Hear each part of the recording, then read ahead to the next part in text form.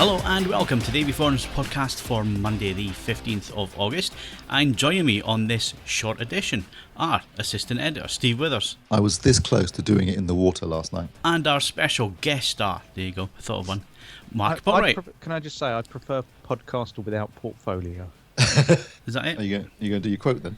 Oh, right, sorry. Daddy, look at the fish. Right, lots going on at the moment out there in the big wide world. If anybody's interested in that, in our circle of AVForums members, listeners and so on, the Olympics almost halfway through. The track and field I believe starts today, is that right? Yeah, that's right.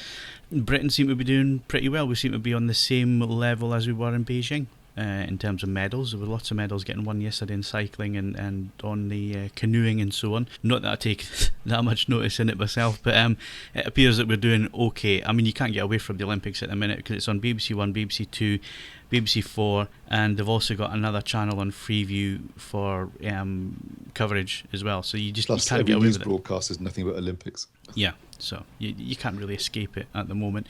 Anybody else here interested in it? I've been watching a fair amount of it. I was a little shocked, though. It took a while to work out that they were on a different time zone. That seemed a bit inconsiderate. But beyond that, yeah, I think BBC coverage has been pretty decent. But there's a fair amount of overlap. It's quite weird. You know, you switch from one channel to the other to try and catch something live. And it's very hard because they're obviously kind of constantly trying to find an event that's got kind of British people in it, and so you're likely to see that section several different times. Each time you turn over, you'll see the same highlights clip. But no, I think it's been very good. The boxing's been good, and other than that, I don't think I've caught too many different sports other than maybe water polo, which looks absolutely brutal.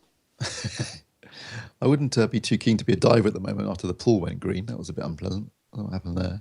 I think it was just Luke's. I don't think there's anything wrong with it other than it's a chemical reaction, seemingly. Someone have a wee in the pool or something. I do what surprises me. True. Surprises me is how well we actually do at the Olympics, because I know we did quite well last time, but obviously that was the London Olympics and we came, I think, third. Yeah, but they are now spending, a lot of lottery money goes to this, and, yeah, and they are spending Beijing millions. So, yeah. And we're I think we're fifth or sixth on the table at the moment. So we seem to do quite well for a little poxy tin pot nation with population. For a long time, Steve. Certainly through the 80s and 90s when I remember the Olympics, it was always a handful of people who were quite privileged that did well, i.e. they had money so they could do sport full time and that kind of thing in these little events and all the rest of it. Now that there's millions going in from the lottery and the government spending millions on sport and achievement and all the rest of it, you're not just getting the privileged few now, you're getting the council estate kids coming through who have raw talent, and that's now being developed, and that's why you're getting the success that you're getting. Look at cycling. For a long time there was nothing, and then along came Team Sky, millions of public money on the back of that as well.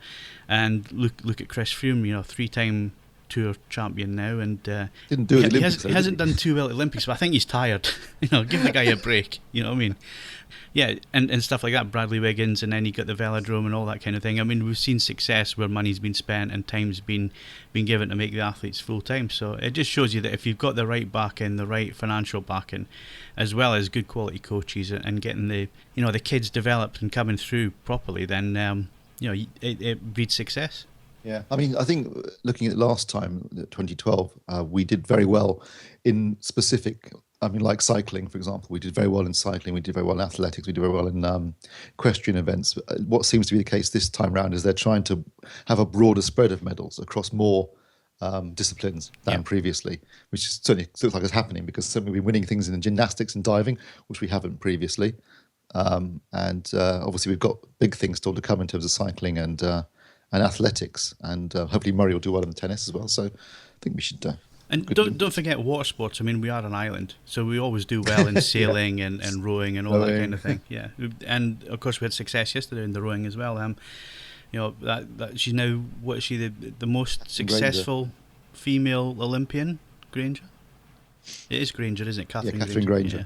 Yeah. Well done to her. She's well into her 40s as well, isn't she? So yeah. When does the beach volleyball start? Has that started yet? No idea. Yeah. Which one is it? The men's or the women? Either. I'm not prejudiced. Yeah, we've already done the Top Gun joke. Anyway, we're diverting things away from what we really should be talking about, and that's getting really excited for Christmas. I mean, there's two big events coming up at the end of the year. There is Rogue One, a Star Wars story, and then CES. Cannot wait for Rogue One, or is it Rouge One? Should we still be keeping it as Rouge One? That trailer, I've now watched it about 7 times. Haven't done the slow-mo yet. haven't done the frame advance yet. Every single frame, every composition, there's something new. There's new characters, there's new ships, there's something else happening. This looks like it's going to be epic. Yeah, it does. I mean, there's a degree of artistry to some of the shots, and originality that would put J.J. Abrams to shame, frankly, as far as The Force Awakens goes. I mean, the shot where the Death Star is eclipsing the sun, I mean, that's just stunning. That really blew me away. There's, the shots of Star Destroyers floating above capital cities just looked stunning. Yeah, I mean, everything about it looked like it. I mean, Gareth Edwards said he wanted to make something different. He wanted to bring something different to the table as far as Star Wars goes, not just do something that looks like a Star Wars movie. And I think he's achieved it. If this trailer is indicative of what the actual film will look like, it's going to look stunning, absolutely stunning. She is obviously something of an animal, because they have chained, the rebels have her chained up. Yeah. So there's obviously quite a bit of a backstory to her name's gone completely out of my head. Jin. Yeah. There's obviously something there. There's a decent backstory, and the thing is, this might be a prequel, but it's a storyline that we assume that we know, but actually we know absolutely nothing about it. We don't know anything about these characters. The only thing we do know is that somebody stole the Death Star somebody plans. Gets the Death Star plans to Princess Leia, and Darth Vader catches Princess Leia. That's the only part of the story we know. We don't know if anybody survives, or if they all get killed, or there's real jeopardy there because you don't know what's going to happen to these characters. So we don't have that story arc yet. We don't know what's going to happen to them. It could be that they get killed off. It could be that big lead characters that we in this film get dispensed with. Given that none of them appear in any of the other Star Wars films, that doesn't bode well for their life expectancy. Yeah, but obviously, this might be a storyline that leads into the original Star Wars. But these characters, they don't necessarily need to be in the main story that we follow with Han and Leia and so on. I mean, they could be still part of the Alliance, Rebel Alliance, and still fighting these battles. We just don't follow their stories in the original trilogy. So there is that as well. These characters could go on. There could be more sideline stories yet to come. We don't know. It's from that point of view, I'm quite excited about it because we assume we know what's going to happen, but actually we know nothing. No, true. And a friend of mine did make a very valid point there, which is now that they've introduced the new U-wing fighter, why the hell doesn't it appear again anywhere else in the films? Yeah, but again, though, you get the ATST, which you get a brief glimpse in Empire, and you don't see again till Return of the Jedi, do you? And seemingly these AT-ATs are not AT-AT walkers that we see in the trailer. They're a different variant, which makes it interesting. Yeah, but I mean, what I mean is, we've seen X-wings and Y-wings and A-wings and B-wings and in the other Star Wars films. Just tell your friend he's overthinking things and to get a life. What do you think, Mark? They always have that in kind of like in wars. There will be, should we say, this like the standard plane that might be used that you might see is far more common, and then there'd be something that's a bit more specialist. Yeah, I think a U-wing's meant to be a troop transporter, isn't it? And obviously, I don't think there's any other instances in Star Wars where there's a need for a troop transporter anyway. That's the whole thing. It's a transport. It's dropping them on the beach, and that's clearly seen in the trailer that's what they're doing. They're dropping them on the beach. So, yeah, there's no need to attack the Death Star with one. Certainly, I mean, from what I can tell, based upon what I've read and seen in the trailers, I mean, it's a kind of a Dirty Dozen movie, isn't it? Basically, assembling a team of misfits to go and steal the plans, and let's hope it's better than Suicide Squad in that sense. Yeah, let's hope that there is a bit of structure and so on. But no, this is the thing with continuity as well. The music's fantastic in the trailer, but the Imperial March doesn't actually come in until Empire. So continuity-wise, until Empire, yeah. So continuity-wise, if we're going to be pedantic with these things, what do you think, Mark? I thought it looked fantastic. I think there were lots of little elements that it feels much grittier. Obviously, that being the kind of remit for it. Little things like seeing a kind of, was it an X-wing flying in the dark and the rain? Yeah. Looked like a kind of night sortie. and things like that. You suddenly realize there's so many different kind of almost iconic shots you can make with this imagery, and different things that haven't been tried. The kind of RPG fired at the attack and stuff like that. It just seems, as you say, a bit like a kind of Star Wars Dirty Dozen. Yeah. But just it was almost like you could see the different bits in the trailer. You could see that someone's come up with a great kind of storyboard. Someone's got some very clear ideas of some key shots. It was kind of more akin to, when you read, say, a decent comic book and there's a big kind of 2-page kind of spread or something, some iconic shot that someone has had in their mind as key to the story all along. And that's what this looked like to me. It just, I think on the story, obviously we don't know that much about it, but in terms of imagery, I think it's looking pretty damn good right now. Yeah, I think the other thing is that the shackles are off. There's no need for any Kenobis, Solos, or Skywalkers in this. No. So the shackles is off. Let's have an original story.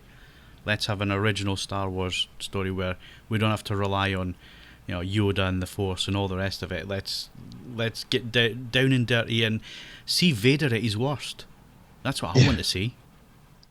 Yeah, I mean, if some of the rumors are true about the Vader scenes being, and I quote, brutal, then that would be brilliant. I'd really love to see brutal. Yeah, and of Vader course, really torturing people. Because what we forget is that the opening of, I hate the New Hope. It's not Star Wars.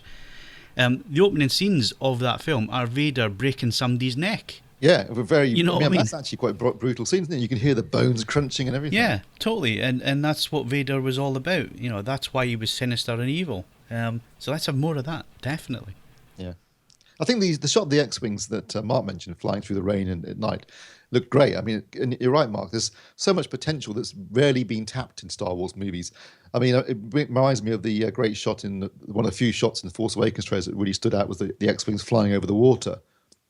As it turns out, in the film itself, too much of the film was, I think, reminiscent of other Star Wars films. So you had a desert planet, you had a snow planet, and that was one of the big problems with the Star Wars movies themselves, apart from Star Wars and Empire, where they had different locations. All the other films went back to Tatooine at some point. It's like, we've got an entire universe here. Let's go to different planets. Let's see different things. And there was nothing in the Rogue One trailer that reminded me of anything else in Star Wars. I also thought it was there's some nice shots there as well of obviously rebel pilots being taken prisoner. Yeah. And you don't know what's going to happen to them either. You don't know how the Empire, how evil the Empire actually is. You got a real sense of the Empire actually subjugating its population and imposing itself upon the galaxy, and that's something that obviously is alluded to in Star Wars, but you don't really see that much of, because most of the story is about the Rebel Alliance rather than about the populations that are being affected by the Empire. It'd be interesting to see how much it dovetails with what I think is the excellent Rebels series as well, because that is set not in the same time zone, it's set a little bit before, but it's definitely set in the same kind of milieu where you've got the Empire ascending and imposing itself upon the galaxy, and it's interesting that Forrest Whitaker's character has already been established in the Clone Wars series, so it's the first time that we're seeing something from the animated series move into a live action film. Yeah, which means there's more potential for crossovers, I guess, between any of the stuff now, any of the canon stuff, I guess, that Disney now regard as canon. Yep. But, so the year just needs to hurry up and get us to how long December. We've got now, so it's September, October, November. Only 4 months. 4.5 months. 4 months and 4 days, isn't it? I'm thinking till Christmas. Sorry. Oh. That's how I count the year. No, we're not interested in Christmas. We count to the Star Wars movie and then CES. That's how you do your years. And CES starts. We need to be heading that way on the 2nd. Flying out on the 2nd, yeah. And you're flying on the 1st, aren't you? I'm flying down to London on the 1st, yeah. So, we're not going to get much of a new They better move it next year. The year after, I mean. Yeah. But it's, so that's worthy of looking forward to after that. So, the trailer, if you haven't seen it yet, I mean, we were talking about this Friday morning. The trailer just went live through the night on Thursday night. You've now heard the whole weekend. It's now Monday if you're listening as soon as the podcast goes out. You've probably seen the trailer. Let us know your thoughts in the comments section underneath this podcast in the podcast forum. Are you as excited, or are you a bit sick of Star Wars? Do you think there's a problem ahead with Star Wars? Are we going to be Star Warsed out? Because Disney are certainly going to take every single penny they can from this franchise with one movie per year. But, The Force Awakens, yes, it was derivative, but it was still a good film. It got everybody on side again. Now's the time for some originality with this Rogue One. And then I'm also looking forward to Episode 8 because I think they can really take that in some really interesting directions. Yeah, I think with Ryan Johnson behind the camera on that one, and writing it, that's going to be a very, very different film. Yeah, and of course they've now wrapped on that, so they've got a year now of post-production to get that ready and get it all...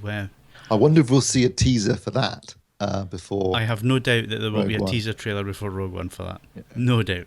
Yeah. But when you say you think it might be a bit different, what are you expecting from that one? I want them to go. I want them to expand it. I don't want one thing. I don't want Rey to be either a Kenobi, a Solo, or a Skywalker. She has to be something different. Because if you go back to what the Jedi should have been, there's all sorts of different Force users and Jedi and all the rest of it. Yet we always seem to come back to the Star Wars universe same is very family. incestuous. I mean, it's like the galactic version of Norfolk, isn't it? It is a bit. Yeah, everyone's related. No, there is that problem. So it's just she needs to be somebody new, not related. See, that's my worry, is that Rogue One is going to be the different film, and then they will revert back to too much of almost like a checklist of things that they have to do. Well, they're also casting for a young Lando Calrissian for the Solo movie, Solo movie. So I think it's a safe bet you're going to see him win the American Falcon, aren't you? Yeah, so that's going to be a bit samey unless there's some interesting stories they could tell about the Rogue, who is obviously Han Solo and so on, and I hope they do a good job of that one. But again, that's back to characters we know and all the rest of it. I like the fact that Rogue One, we don't know any of these characters. None of them are established or anything like that, so that's a bit different. Episode 8, I think they can really take it in who's Snook? I think this is the big thing. This needs to be explored, and it needs to be dark. It needs to be that they're not winning. That Rey is not perfect, because that was another problem with Force Awakens. Everything she touched turned to gold. Yeah. She was great at everything.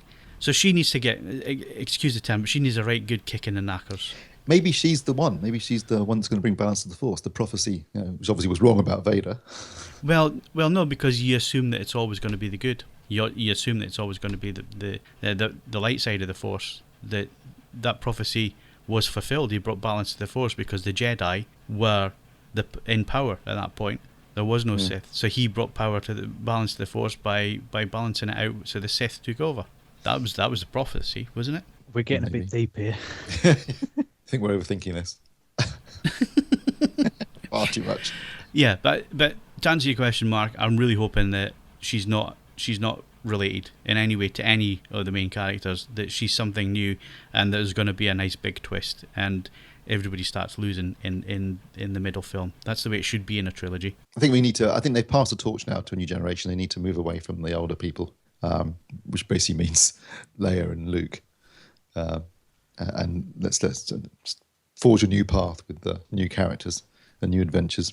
I think the real risks will be taken once they've kind of made enough money that the deal has paid for itself a couple of times over, and that's when we will see some real risks being taken. I'll tell you what, they're probably not that far away from it when you add in all the animated series that are running on Disney at the minute. The Force Awakens, obviously you got this one coming up in December. I would suggest that by the time Episode 8 comes out, that's paid for. The 4.2 billion that they paid for Lucasfilm will be paid for. It's looking like a snip now, isn't it? Yeah, it's looking like a bargain. That's before they even do it. Indiana Jones film. That was also part of the deal. Yeah, let's not go there just yet. We've already spent 20 minutes on Star Wars, so let's move things on. Let's have a look at something completely different. No Man's Sky. Mark, tell us all about this, because as you know me, I'm not a big gamer. I'm not into these things, and I've never heard of it. So tell me all about it. Yes, this is kind of the big release of the summer, probably released on Wednesday, and we're recording this on Friday. This came from a small team in Guildford, I believe, and it's kind of a very expansive, very much an ambitious project. The idea of a procedurally generated universe where you will end up with 18 quintillion planets, all of which you can discover, all of which you can go to. And it's very much in the realms of classic sci-fi, inspired in terms of the aesthetic by 70s style sci-fi covers, your kind of Asimovs, that kind of thing. So you've got a lot of kind of neons, a lot of bright colors, a lot of strange imagery. And the idea is that everything is alien to you. You don't get any proper story or anything like that. You just kind of almost awaken with a crash ship, and it's really at its heart a survival game. There's been a little bit of minor backlash against it, or major, depending on who you believe, from people who seem to want a slightly different game. There were they've tried to keep a lot under their hats as the development's gone along, because obviously it's about discovery. It's about kind of seeing these things for yourself and discovering things as you play. And so therefore you can't show too much off, but that's led to accusations that in fact the game is kind of shallow, or that a lot of it just wasn't really finished. Ultimately it is somewhat repetitive, but it's very much in line with, if you followed Hello Games co-founder Sean Murray's interviews, where he talked about games that he liked, things like The Long Dark, which is a survival game, roguelikes, Rogue Legacy, games that might be built more on repetition than anything else, but you have to kind of love the key hook for it, which is that idea of a ship, of infinite space, of kind of just, kind of boundless discovery. If that floats your boat, sound like the kind of thing you play? I like the sound of it, actually. I might get it. I think Is it true if you die, the little gravestone appears on the planet where you die, and then, is that right? I haven't died yet, actually. Oh. Apparently, if you die, there'll be a gravestone marking where you died, and then if you ever came back to that planet again, which seems unlikely given the number of planets you've got an option of going to. Is it true? I think you couldn't actually visit every single planet. It would take from now to the end of the universe, wouldn't it, to actually do it? Yeah, yes. I mean, I have no idea how many zeros are on in 18 quintillion, but I would assume it's a lot.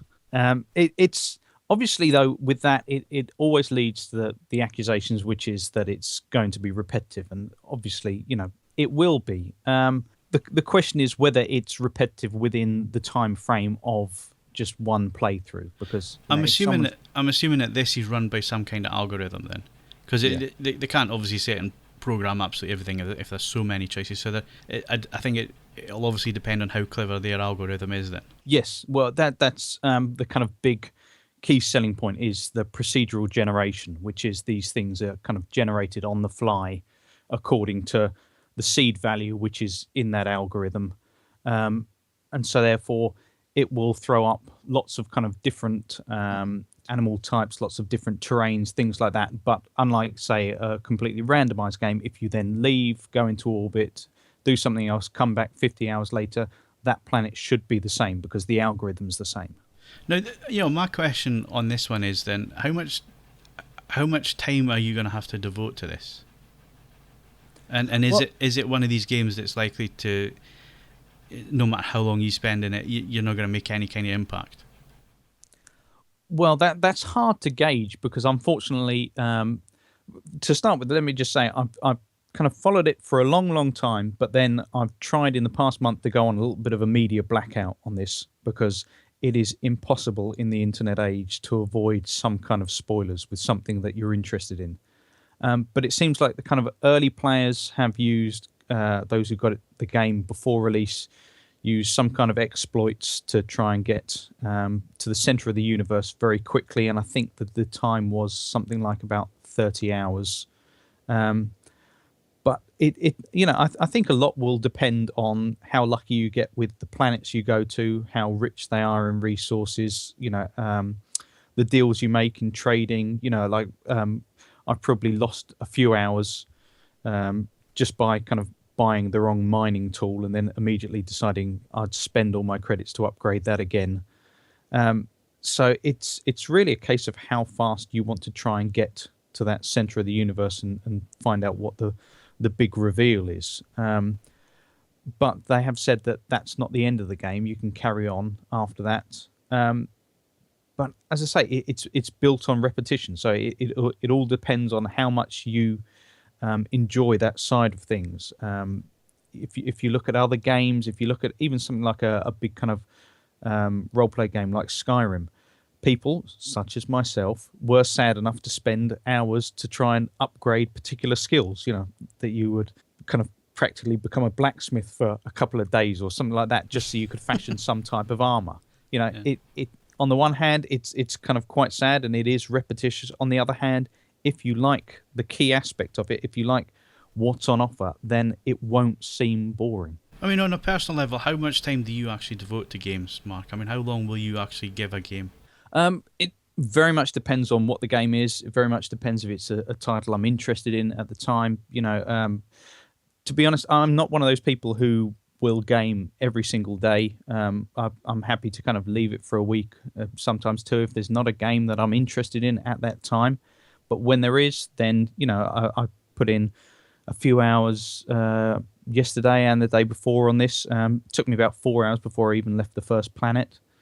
So that should give you a little idea of, kind of how much I'm planning on putting into this. But I have clocked up probably over 200 hours on Skyrim, so that's a shed load of time. You see, I couldn't get away with that, unfortunately. Putting that kind of time investment into something. I mean, I'm lucky if I sit and watch a film. Or recently I've been watching Mr. Robot, so I'm now up to I'm actually waiting on episodes now. They're released every Thursday. So, but that's the first time in probably about 2 or 3 months where I've actually had the time to sit down and invest in something that's not work or work related in any way. So gaming, I couldn't get into it because I know I can't. I just cannot invest that amount of time in it. No. There are obviously kind of titles where you see that it will take a huge amount of time and you cannot in any way enjoy that. I think for some people, once it becomes fully clear what the grind is going to be like in No Man's Sky, then there will be people who just kind of swerve it before they even bother loading it up.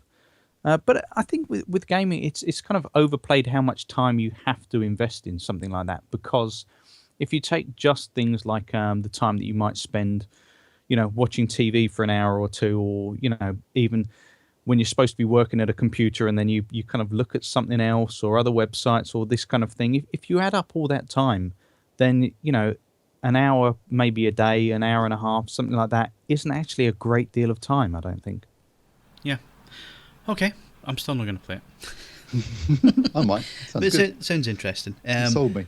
And if anybody, listening, our listeners and so on, interested in this, I mean, how many hours do you spend gaming? Is gaming a big thing, part of your AV life, or are you like me and just don't have the time to invest in it, and a lot of the time don't have the interest in a lot of these things? Are you that way, or are you more of a gamer? Let us know in the feedback section underneath this podcast. So let's move things on. Both Steve and I had to sign an NDA. Well, actually signed an NDA a couple of weeks ago now. Steve signed one this week to get one sentence, which was JVC are going to launch a native 4K laser projector, and it's ultra high end.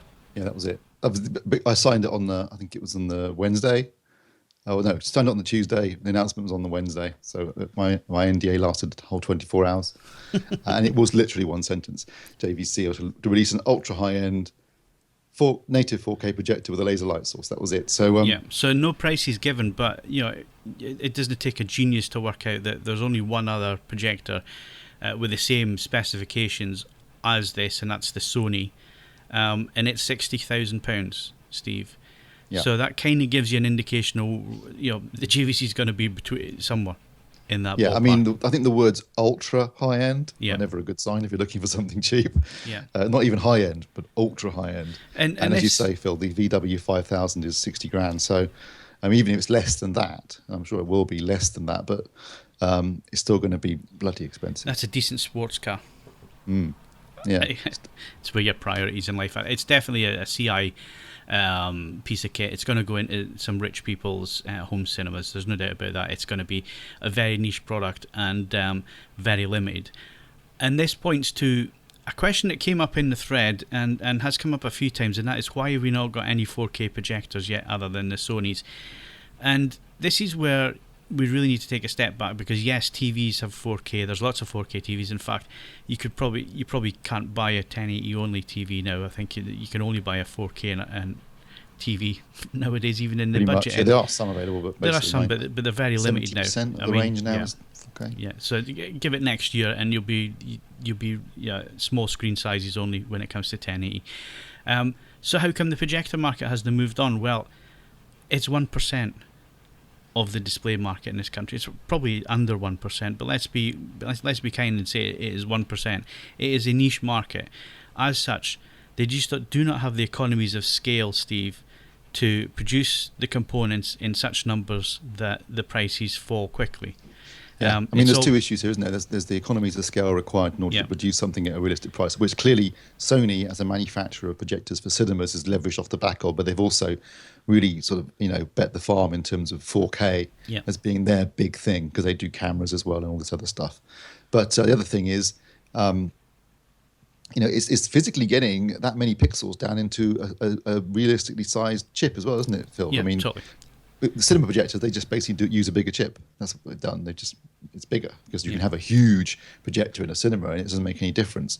But clearly, if you're making something for the home environment, it has to be a realistic size to get it into someone's room. So you can't. You need to make the chip smaller, and that, I think, is where a lot of the money and technology is going to be spent, in terms of making a 4K chip that's at a realistic size and at a realistic cost that can be sold to the consumer market. Yeah, I mean, we're going to start seeing them coming in the next year or so, but they are not going to be native 4K. I mean, and I'm thinking about DLP for a start. So the DLP chip is not native 4K DLP chip. It's using the mirrors in a fancy way to give you two frames within a split second of each other to give you that resolution. But it is not a native 4K chip. So to get it down to those price levels that we're talking about, which is consumer price levels of £10,000 and below, we're still a few years away when it comes to native 4K, other than the Sonys.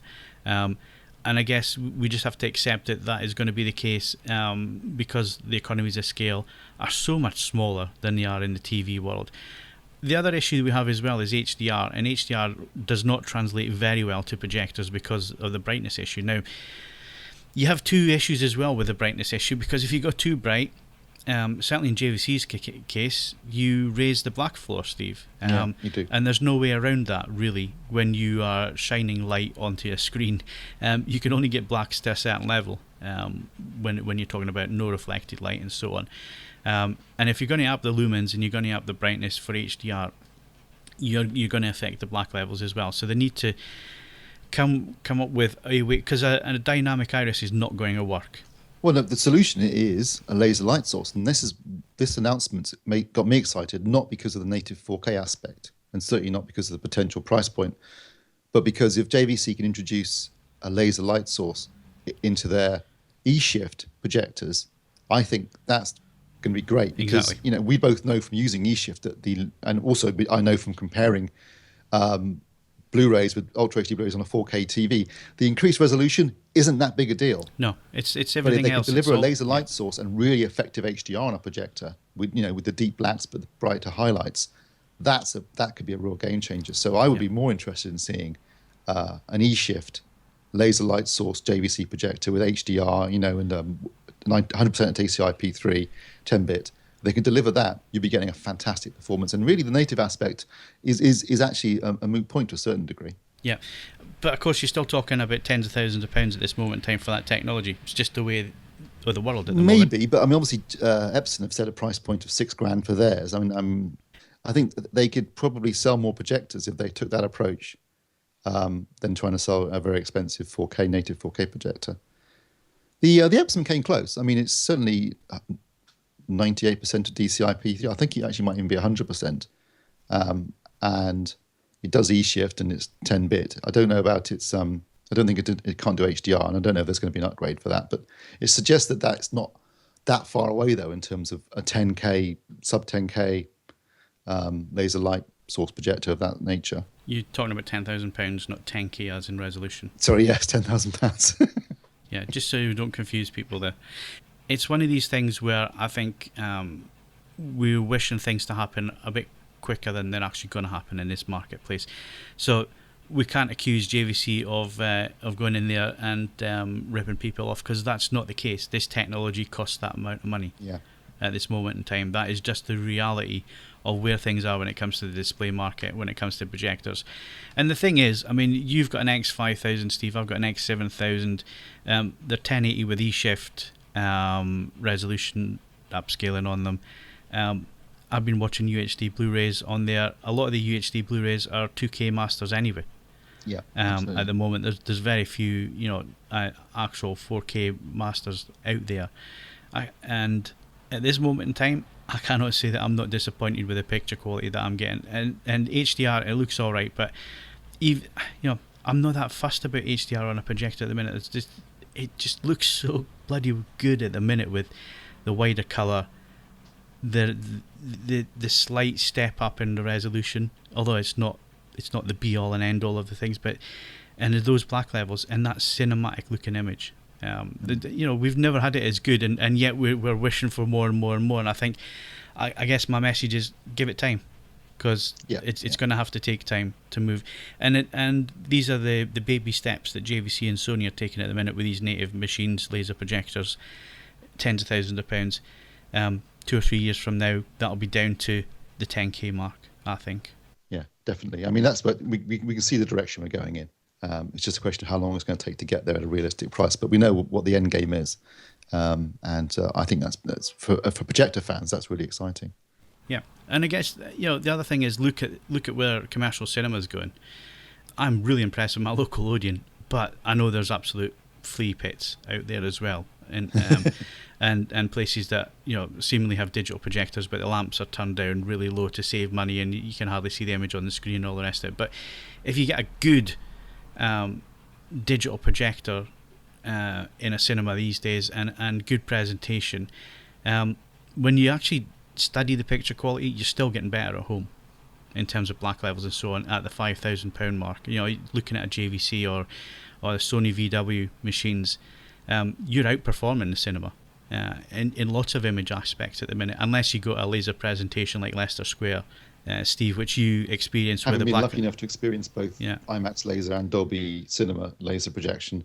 I can see what the future is going to look like, and you're right. That approach eliminates two issues. One, you get proper blacks. I mean, obviously, you've still got reflections on the screen, which they try and eliminate as much as possible by things like black chairs and completely blacked out auditoriums. But you got much better blacks, really deep blacks on laser projection. Obviously, you also have the potential to deliver an HDR experience in a cinema as well. And the stuff that I've seen has been stunning, particularly some of the Dolby Vision, Dolby Cinema demos that I saw really looked impressive. Yeah. So the future's bright. Pun definitely intended there. And it's interesting to see where technology is going. I guess IFA is going to be our first look. We've got CEDIA in Dallas the week after that, I think, which is normally a good show for projector announcements. We're speaking to Sony at IFA. We're also going to go and see JVC. Obviously, they have this native 4K laser projector being launched. They are holding a UK launch event in October. We don't know what or if there are going to be any replacements for the X5000, X7000 and X9000. We have no information on that at the moment, and I would like to think that they're going to move the game on a little bit with those machines. I mean, the X7000 and 5000, like I say, we're both using those at the minute. They're absolutely cracking machines, but we'd like to see them move it on a little bit further, because HDR is still not perfect on them. In fact, HDR is a bit of a lottery on them, to be honest. Yeah, it's not great. So it's always going to, I mean, any bulb-based projector is going to struggle with HDR. It's just, that's just the nature of the technology, isn't it? Yeah, it is. And you have to sacrifice one thing for another. And at the minute, it's just too darn dark if you want to do it properly in terms of getting the images right. It's not great at the moment, and let's hope that things do move on. And like I say, CEDIAs are usually a good show for projector announcements as well. We've got Funny Feeling BenQ are going to come up with something before the end of the year, and we're waiting on Optoma coming with their DLP 4K machine, which they've gone suspiciously quiet on that one. So hopefully we're going to speak to Epson as well at IFA. So hopefully we're going to have some news come the next couple of months in terms of where the projector market, which has been pretty stagnant for the last few years, let's hope it can pick up and move on, because I think once we get to laser technology, Steve, where you're not having to change bulbs, where you're doing away with a lot of the issues that people have with projectors at the minute, it could be the real shot in the arm for the big screen entertainment at home. It could open it up to more people other than just home cinema enthusiasts. Yeah, absolutely. I mean, there's no question in my mind that much as I love the X5000, my next projector will be a laser projector of some sort, because it's definitely the future in terms of brightness, in terms of blacks, in terms of HDR. But as you say, Phil, for the mass market, also instant on and off. You can use it for thousands of hours without worrying about it dimming. It doesn't. It's stable over most of its usable life. It's definitely the future, and I think the next few months could be really, really exciting for projector fans. Yeah. Okay. But a bit like Rogue One, we're not going to get too excited and too carried away yet. We'll wait and see what happens before we start making predictions. Because the other thing with laser projector is that it's going to have issues. None of these displays, even the new displays coming out, are going to be absolutely 100% perfect. There is no such thing as a perfect TV or a perfect projector. And there will be consequences of using a laser. You're going to get and I can bet you sparklies are going to be one of them. That's the one that people comment about on the Epson, isn't it? Sparklies. Yeah. It's being an issue. So interested to see. I think maybe it might also come down to what screen you use with it as well. Yeah, totally. I think negative gain is where you need Absolutely. to be going with that. So, and that's something I've been experimenting over the last few years with. My screen's negative gain, and I got to say, it makes such a big difference when you have no high reflective areas of the screen where you get a nice uniform image. Definitely works, but it has to be a complete back cave for it to work. Right, let's move on to the future of audio in the home, immersive audio. The thing is, people don't want to stick, unlike us, Steve, people don't want to stick speakers on the ceiling.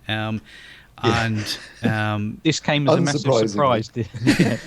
People don't want to shove a speaker on the ceiling of their lounge, which I understand completely. Yeah. So what we're going to talk about here is Samsung's new soundbar, which, you say it's a soundbar, but actually it's a complete home theater in a box, really. It is, yeah. I mean, obviously it's primarily a soundbar, but there are also wireless rear speakers and a wireless subwoofer. Now, when I say wireless, what I mean is there are no wires connecting the rear speakers to the soundbar. Clearly, they're active speakers. You will need to plug them into a wall socket, but there's no wires running to the front of your room. This is a different approach to the other Atmos soundbar that's available, which is the one, the YSP5600, which is the Yamaha.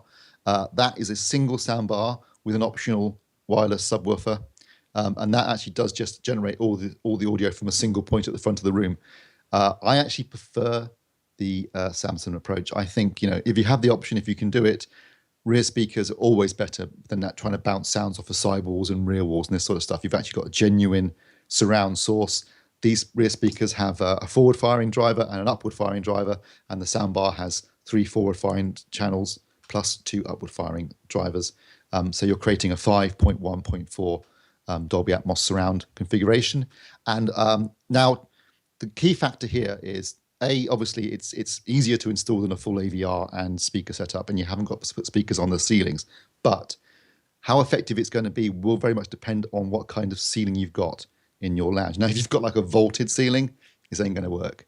I've got a low, flat, reflective ceiling in my lounge. Absolutely perfect conditions for this type of technology, and it worked really, really well. I was actually really surprised at how effective it was. I mean, I've got a 7.2.4 setup. So I know with proper overhead speakers. So I know what Atmos is supposed to sound like. And I thought this Samsung did a bloody good job. It's the HW-K950 it's called. And I thought it delivered a stunning performance. For what it's costing, I mean, it's not cheap. It's £1,300, but you're getting everything in a box, as you said, Phil, so you don't have to buy anything else. And you could get an AVR and a speaker package for the same kind of money. But obviously, if you're buying a soundbar, you want a certain degree of tidiness. You don't want to have 3 speakers at the front and wires all over the place and this kind of thing. So it gives you the tidiness. It's all in one package. It worked bloody well. It was completely developed in-house by Samsung Audio Labs in the US. And they've been building towards this for the last few years in terms of trying to develop better audio products. And this is kind of their end game. And I've got to say, performance-wise, just as a soundbar, it was great, really good. It's a 5.1 system. It was really, really good. And it was really good as an Atmos system as well. So I think it's an absolutely cracking product. I was really impressed with it. And if you're looking for an Atmos soundbar, you haven't got many choices right now. There's 2 options, basically. There's the Yamaha or the Samsung. Samsung's cheaper. Samsung comes with a soundbar, which the YSP500 doesn't. You have to buy that option. Sorry, let me do that again. The Samsung comes with a subwoofer, which the YSP500 doesn't come. That's an optional extra, which makes it even more expensive. And I have to say, the big problem I had with the YSP500, there's two problems with it. One is it is massive, absolutely massive. So installing it can be tricky, whereas the Samson is smaller and easier to install. Also, the YSP600 doesn't support HDR. It's not HDMI 2.0A, which I think was a big mistake on the part of Yamaha for what is a very expensive product not to be as future-proof as it could be. The Samson does have HDMI 2.0A, so it can pass 4K, HDR, Rec 2020, the whole lot, no problem whatsoever. It only has two HDMI inputs and one HDMI output, whereas the Yamaha has 4 in and 1 out. And the Yamaha does support DTS:X, which currently the Samson doesn't. There's no technical reason why the Samson couldn't support DTS:X, but Samson's view at the moment is there's like 100 Atmos discs and 10 DTS:X discs. So, we'll wait and see how the market plays out before we start paying DTS any royalties, which kind of makes sense, I suppose. I mean, the dominant format in terms of immersive audio is Dolby Atmos, so that's what they're looking to support. Well, you say that, Steve, but I think Aura 3D are looking to take over the world at the moment. More than that, obviously, in podcasts to come, but they're making a real push at the minute. They are. I mean, there's still there's a bit of a battle royale going out there in terms of immersive audio formats. There are 3 available. I'd say that certainly, as far as I can tell, based upon discs released to date, Atmos certainly has the head start in terms of discs. It also has a head start in terms of films with Atmos soundtracks anyway. And the way it seems to be panning out as far as Ultra HD Blu-ray goes so far anyway, is if the film has an Atmos soundtrack, that's become the default soundtrack on the Ultra HD Blu-ray. If it doesn't have one, then the studios are either remixing it in Atmos or DTS:X. Sony seem to be using Atmos for everything, regardless of whether it had it at the cinema or not. Universal appear to be going more the Atmos if it's available, or X if it isn't. So I'm yet to see. We'll find out what Aura are up to. There's been one Ultra HD Blu-ray release so far with an Aura 3D soundtrack, which was a Texas Chainsaw Massacre. That was a German release, which I've got. But yeah, I mean, it's exciting times, and I don't really mind either way because I've got it set up so I can listen to all 3. I think definitely at the moment it's in the cinema field where Aura are making a push at the minute. They've had a huge investment, millions and millions of pounds invested. So, like we say, we should have more on that. We will have an interview with Wilfred Van Balen, all going well, and you should be able to hear that on the 5th of September podcast. It will be a feature-packed podcast where we talk about immersive audio with Wilfred. So remember to tune in for that one. That's coming up in the next few weeks, and we're hoping to record that interview next week. So should be interesting. Anyway, we need to move things on because we spent far too long talking about Star Wars. So we're going to talk about more movie news in a bit.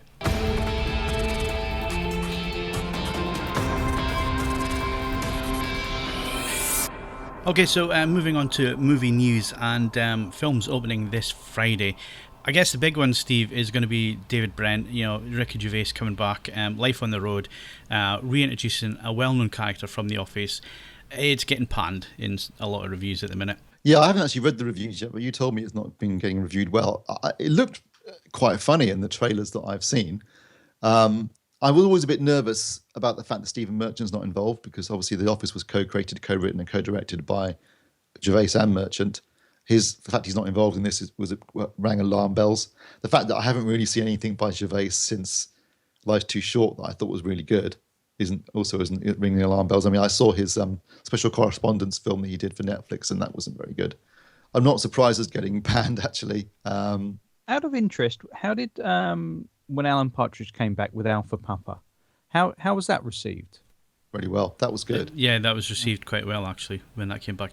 I think the thing here is that it's a bit light, is certainly the theme that I'm getting from the reviews, that it's a rehash of the character without taking it to new places or new surroundings, and the whole thing of wanting to be a pop star, I think that's fallen a bit flat as well. Also, it's kind of it starts to blur between fiction and reality, because Gervais wanted to be a pop star, so is he living out his own little fantasy here as well? Yeah. But that was a well-known thing about his past, isn't it? That's what he really wanted to be. Dancing was his band. He had a massive Bowie fixation, from what I could tell from the videos.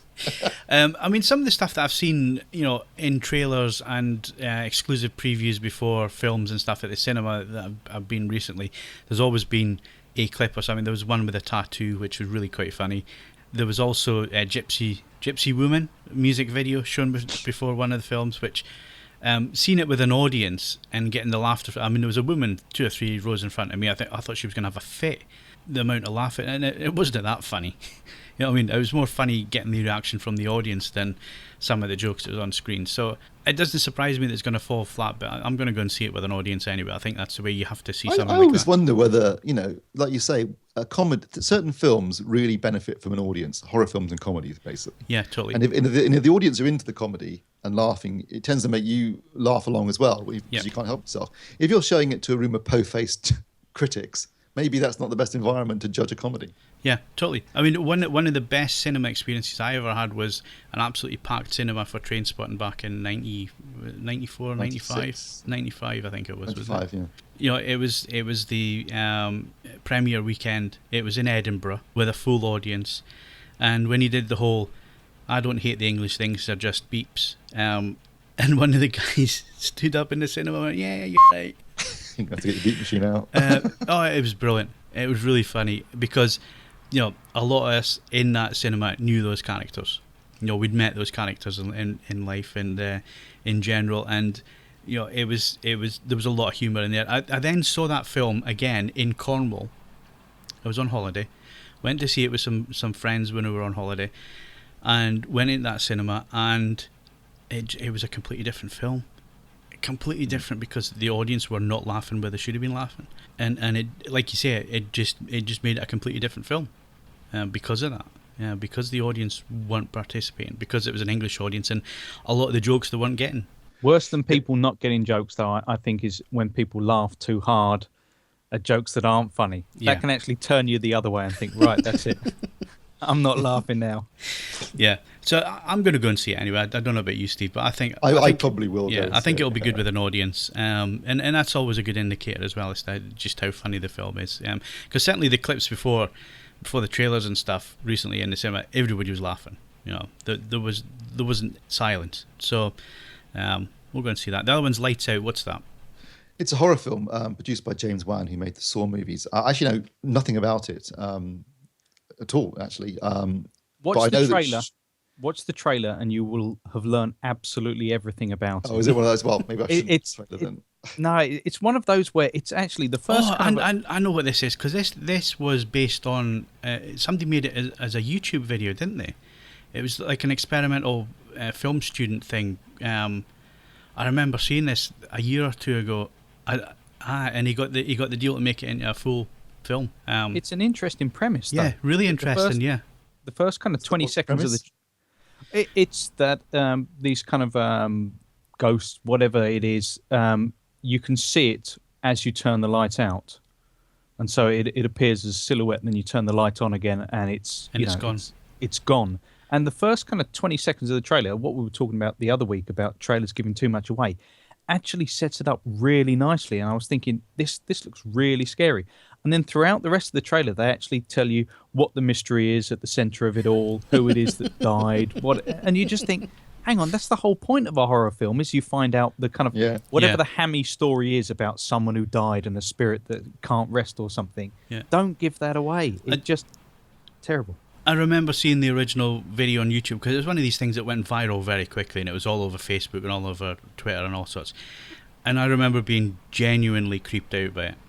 It was one of the most original things I'd seen horror-wise in a long time, yet so simple in its execution. And it freaked you out. So it's a bit sad that they're giving everything away in the trailer. I'll avoid the trailer. Don't watch the trailer. That's the solution, isn't it? Which I haven't done, and now I'm not going to, thanks to your advice, Mark. All I can say is that Sharuna actually requested to review this film, which she doesn't do very often, so clearly she's up for it. She does like her horror films, though. Yeah, cool. I might even go and see it myself. Well, again, like we were saying, with an audience, horror films can be great fun. I love going to see horror films with an audience when they're all jumping and stuff. It makes it much more of an experience. Yeah, but if you go on your own though, and then you grab the person next to his hand, it's good with an audience though, because when you do scream like a girl, no one can tell. Yeah, everyone else is as well. Right, okay, moving on. Blu-rays coming out this week. What have we got? Anything worth buying, Steve? Yeah, we've got Eye in the Sky, which was the late Alan Rickman's last film. Or last on-screen appearance, should I say.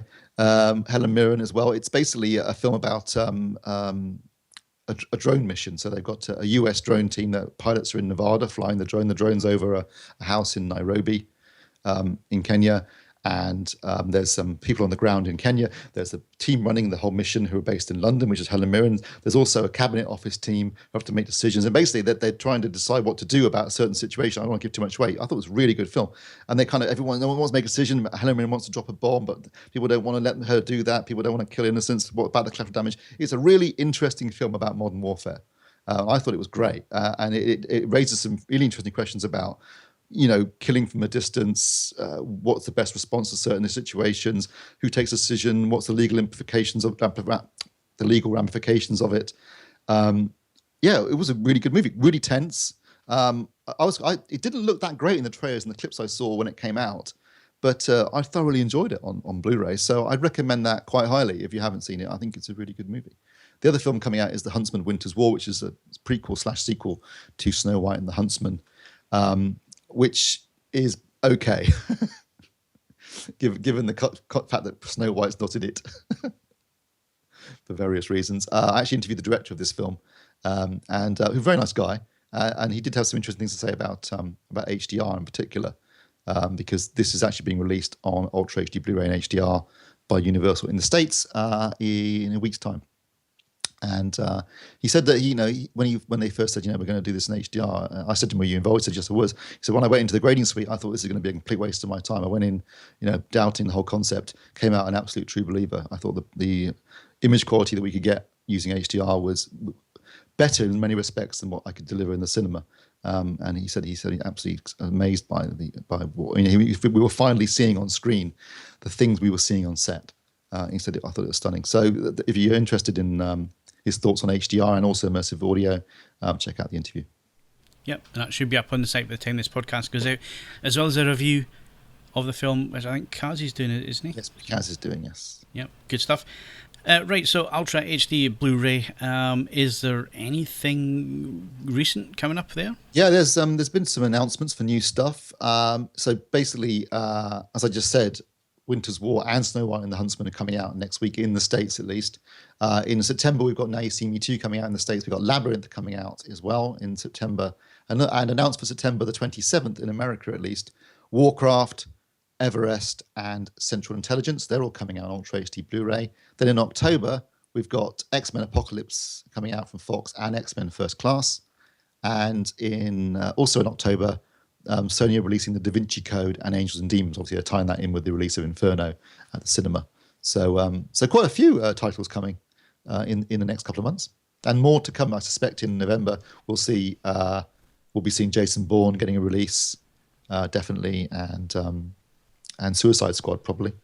Yep, Suicide Squad was good. I really enjoyed it. Although there are huge gaps in where you can tell that they've cut loads of there's lots of storylines that don't make sense. Middle of the movie you suddenly jump to a story which has no explanation whatsoever, but you just go with it. It was just big dumb fun, I thought. I actually enjoyed it, and I didn't think I was going to enjoy it because me and comic book stuff, I'm not really that big a fan, but I enjoyed myself. Yeah, it had a very troubled production, and that shows in the finished film. But I've got to say, much to my surprise, the 3-hour version of Batman vs Superman works a lot better than the 2.5-hour version. There's a lot. It makes a lot more sense. Yeah, it's so in that case, Suicide Squad might well be a much better film with a longer cut. Well, is it a better film, or is it at that point it's kind of Stockholm syndrome kicking in? And then maybe it's slightly the case. I mean, Margot Robbie was brilliant. I thought she absolutely nailed that. She's going to be a superstar. Absolutely, she's going to be a superstar on the back of that. Will Smith was good as well, and I thought recently he's gone really off the boil. He was back on form on this. He really carried that, and it needed somebody to carry it, I think, because otherwise, I think if the characters had been weak, it would have been an absolute utter disaster of a movie. I think the fact that they had a decent cast in there carrying it along, some good humour in there, and like I say, big dumb fun. It made it work, even though you can see the big gaps in it. You can see where there's been studio interference, and the Blu-ray should be a damn sight better as long as we get the extended version of it. It should make a lot more sense as well, because that ending, I just didn't understand it, and I thought the villain, well, what was the point of her? Well, I'm not going to spoil it for people, but what was the point? The weakest character was also the villain, which made it really difficult to. I mean, I'm not quite sure what the villains were trying to achieve, how they were trying to achieve it, and the whole setup just was clumsy and stupid. Really. Yeah, the build up to it, absolutely brilliant. The introduction of the characters, the way that they were building everything up was absolutely brilliant. And then there's this big gap where nothing makes sense, which was unfortunate, because I think, in a without Shu interference, I think and with a better villain, it might have been a bigger success. But it's bringing the money in, so they're going to make another one. Anyway, moving on. The first time we've double dipped with Disney was Star Wars. We're going to get another The Force Awakens. The first, as I suspect, not the last. No, it won't be the last one. Force Awakens getting a 3D Blu-ray release. I've got to say, when I saw it IMAX 3D, it was particularly good. I enjoyed it. So I'm going to be a sucker. I'm going to buy this. Yeah, it was rumoured from the day that The Force Awakens came out on Blu-ray. There was always rumours that they were going to do a 3D release later in the year to tie in with the release of Rogue One, which they are doing. It's coming out on the 31st of October in this country and the 15th of November in the US. And you're going to get the 3D version, the 2D version, plus also commentary from JJ, more deleted scenes, and also more extras and some featurettes. Basically everything that was released on the previous release, plus things that appeared elsewhere, like Target exclusives or iTunes exclusives. That's all going to be included, plus some other stuff too. Now, I would say, why didn't they just do that at the beginning, personally? But you're right, I'll end up buying it too. And also, it'd be quite cool if they did, I don't know, this hasn't been confirmed, but let's hope that they actually show you in the 3D version, they open up the IMAX sequences to their full frame. Yeah. Interesting too. That would be interesting. The other thing is the packaging looks really nice as well. Well, the US packaging that we've seen looks really nice as well. I saw a little clip on YouTube. Again, worth a purchase. I'm going to double dip. It's Star Wars. Christ. Yeah, I'm going to buy it. Obviously, apparently there might also be a release of the 3 prequels in 3D, because they were converted into 3D prior to the sale of Lucasfilm to Disney, and The Phantom Menace did get a cinema reissue on the back of it. They were planning to reissue the other 2 as well, but obviously after the sale that didn't happen. But it looks like Disney are planning to release those as a box set, a 3D box set, prior to Christmas as well. I wouldn't be buying that. Jar Jar Binks I probably will, on the grounds that for me, this battle was lost 3-4 decades ago. So you are a sad little man. Honest Trailers, we keep banging on about Honest Trailers. We absolutely love Screen Junkies. That side of Screen Junkies, I've got to say, some of their battle videos and all the rest that I could do without. Some of the guests have on there pretty loudmouthed, and I know they put them on there so you have a hate figure on screen. I can't stand them. Most recent one with Seth Rogen was very good, though. He is very funny. I haven't watched that one yet, he won it hands down. Yeah, I haven't seen that one yet, but there are some of the guests that get on there that put me off straight away, and I switch off. But Honest Trailers are always good, and they've just been nominated for an Emmy. So congratulations! Yeah, quite rightly too, I think. Yeah, congratulations to Screen Junkies. Let's hope they win that, because to celebrate their nomination, they did an Honest trailer about the other nominees, which is excellent. Yes, it is, and it's very funny. Very much tongue-in-cheek as well. So, yeah, good luck to them. And if you haven't witnessed an Honest trailer yet, go and watch them. They are really quite funny. And it's all done playfully and with respect a lot of the times, unless it's a real stinker. It's, funny. I mean, one of my favourites is The Lion King. They get that so bang on. Yeah. It is just hilarious. It doesn't matter how many times I've watched that, I always end up crying with laughter. At the pork. Let's pork. It's just hilarious. Right, so unfortunately, or fortunately, depending on how you view these things, that's it for the podcast this week. My thanks to Mark Botwright. No grenades. And Steve Withers. I flooded the damn boat. Don't forget, you can follow us on Twitter and Facebook. You can bookmark AVForums for latest reviews, news and video. And of course, leave us those 5-star ratings on iTunes, but only if you enjoyed the show, and we'll read them out. So make sure you leave something witty, and the bank holiday edition of the podcast, we'll do that. 29th. Yeah, 29th. We'll do that on the 29th. So make sure you get your witty comments in, and we'll read them out. I'm Phil Hinton. Thank you very much for listening, and we'll see you again, as always, next week.